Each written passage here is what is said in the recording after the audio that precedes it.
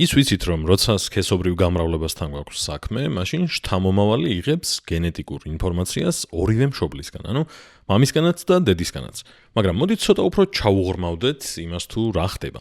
ვიცით, რომ იწყება ქრომოსომებით ეს ამბავი, ანუ ჩვენი გენეტიკური ინფორმაცია არის შენახული ქრომოსომებში, მაგრამ ქრომოსომები რეალურად რაც არის უბრალოდ DNM-ის გრძელი მოლეკულები, რომლებიც რაღაცნაირად სამგანზომილებიანი, უფრო დაპრესილი ფიგურებია. ანუ აი აქ გვაქვს ბევრი DNM-ი და ასევე რაღაც ცილები და სხვა რაღაცები, რომლებიც ეხმარება ამ DNM-ს, რომ ესეთი შემკრივებული, შემჭიდროვებული ფორმით იყოს. ამიტომ მოდი წარმოვიდგინოთ, რომ ცოტა უფრო გაშლილი სახით გვაქვს ეს ორი ქრომოსომა და ვისაუბროთ გენეტიკაზე, ცოტა ჩაუღრმავდეთ იმას, რა ხდება, ანუ როგორ განისაზღვრება ნიშან-თვისებები გენეტიკურად და დეტალურად ვნახოთ რა ხდება აქ. მაგალითისთვის რომ ავიღოთ, ვიცით რომ გენები განსაზღვრავს ზოგადად თვისებებს და თქვათ შეიძლება განგისაზღვროს აი თქვათ ამ გენმა, ანუ აი ამ მონაკვეთმა, აი ამ DNM-ის მოლეკულის რაღაც კონკრეტული გენი იყოს და განგისაზღვროს რა ფერის თმა გაქვს. და შეიძლება აქ იყოს სხვა გენი, რომელიც განსაზღვრავს მაგალითად სიმაღლეში რა ხელა გახდები. ან თვალისფერი რა გექნება, ან ასე შემდეგ.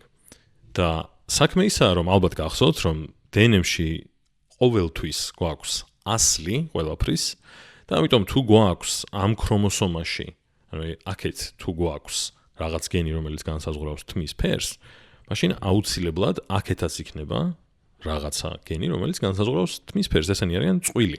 ამას უწოდებენ ჰომოლოგიურ წვილსაც და უბრალოდ ეს ნიშნავს, რომ ორი სხვადასხვა ასლი არის გენის, რომელიც ერთსა და იმავე ნიშან-თვისებას განსაზღვრავს. ანუ ამასაც რაღაც მეწყვილე ეყოლება. მაგრამ ეხლა საინტერესო ის არის და სხვადასხვა ამას უწოდებთ ალელებს, მოდი დავწერ მაგას, ესე იგი, ესენი არიან ალელები და ახლა დავწერ რატომ არიან ალელები. იმიტომ რომ მიუხედავად იმისა, რომ ორივე განსაზღვრავს ერთსა და იმავე თვისებას, შეიძლება განსაზღვრავდნენ სხვადასხვანაირად. ანუ სხვადასხვა ვერსია იყონ ერთი და იმავე თვისების. აი მაგალითისთვის, ავიღოთ აი ეს თქვათ არის თმის ფერი. და მაშინ შეიძლება აი აქეთა განსაზღვრავდეს თმის ფერს, ესე იგი, მოდი სხვა ფერით შევღებავ ცოტა უფრო განმასხვავებელი იყოს ესეც. თქვათ ეს განსაზღვრავს, ესე იგი, B პატარა დავარქვათ სიტყვაზე, იმიტომ რომ ყოველთვის ლათინური ასოებით ვარქმევთ ხოლმე გენებს, ესე სახელებს, როცა გვჭირდება რომ რაღაცა გავარჩიოთ მაგაზე. და ვარქვათ B პატარა და თქვათ ეს განსაზღვრავს თმის ფერს და თქვათ ქერა თმის ფერს განსაზღვრავს. და ამისი მეწყვილე გენი იყოს B დიდი და B დიდი, ანუ განსხვავებულად, იმიტომ დავარქვით სახელი. B იმიტომ დავარქვით, რომ იგივე რაღაცას განსაზღვრავს, მაგრამ განსხვავებულად, იმიტომ რომ სხვა ფერს განსაზღვრავს, თქვათ ყავისფერ ან წაბლისფერ თმას გაძლევს ეს. და როგორც წესი, როცა დიდი და პატარა ასოთი წერენ ხოლმე ალელებს, ნიშნავს, რომ ერთი არის დომინანტური და მეორე არის რეცესიული. რაც ნიშნავს იმას, რომ თუ ორივე ერთად მოხვდა, ერთ-ერთს ექნება უპირატესობა და თავისკენ წაიყვანს, ანუ გამოავლენს თავის თვისებებს უფრო ვიდრე მეორე გამოავლენს თავის, ანუ ერთ-ერთი დათრგუნავს მეორეს. ამიტომ გამოდის, რომ ალელები რეალურად ნიშნავს განსხვავებულ, ან სხვადასხვა უпростоრად შეიძლება განსხვავებული არ იყოს, სხვადასხვა ვერსიას, ანუ ვერსიები. პირდაპირ ესე დავწერ. ანუ რა თქმა უნდა შეიძლება ორივე იყოს B პატარა და მაშინ ერთი და იგივე ვერსია იქნება ორივე ალელი. მაგრამ შესაძლებელია რომ იყოს სხვადასხვა. ახლა შეიძლება დავსვათ კითხვა. კარგი, მაშინ ესე იგი როგორი არის გენოტიპი თმის ფერის მიხედვით ამ ვიღაცის ვის გენეტიკაზე ვსაუბრობთ.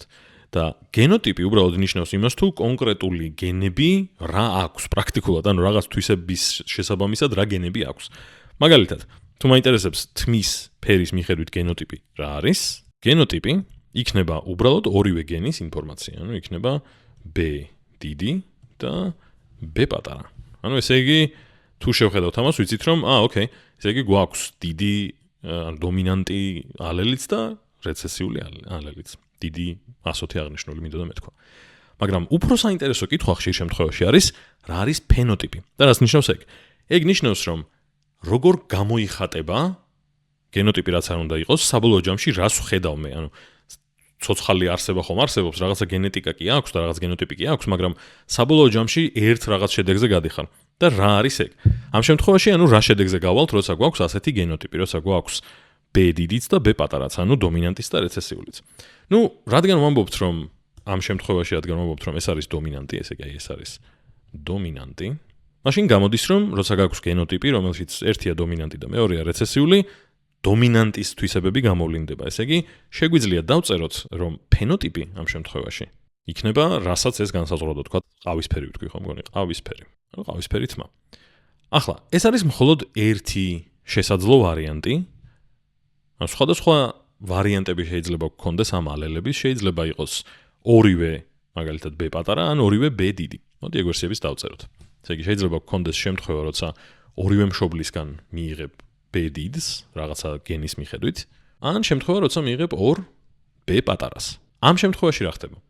Ну, რა თქმა უნდა, როცა გვაქვს 2 B დიდი, ანუ როცა მარტო ერთი იყო, მაშინაც თავისი ფერისკენ წაიყვანა, შესაბამისად, როცა გვექნება ორივე B დიდი, ისევ მოგცემს ყავისფერს. და რეცესიული თვისებები გამოვლინდება მარტო მაშინ, ესე იგი ეს არის რეცესიული, და ამათი თვისებები ვლინდება მხოლოდ მაშინ, როცა დომინანტი ალელი არ არის გენოტიპში. ახლა ცოტა უფრო კიდე რომ გავერკვეთ ტერმინოლოგიაში, ამათ სახელები ჰქვიათ, ანუ რა ტიპის გენოტიპთან გაქვს საქმე, როცა გაქვს გენოტიპი, რომელშიც ერთი და იგივე ალელებია, ამას ეწოდება ჰომოზიგოტური, და როცა გაქვს გენოტიპი, რომელშიც არის სხვადასხვა ალელი, მაშინ გაქვს ჰეტეროზიგოტური. ანუ ჩვენ შემთხვევაში აი ეს არის ჰეტეროზიგოტური და ესენი არის ჰომოზიგოტურები, იმიტომ რომ ჰომო ნიშნავს ერთი და იგივეს და ჰეტერო ნიშნავს განსხვავებულს. და ნუ ერთი და იგივე ალელი არის ორივე შემთხვევაში აქ.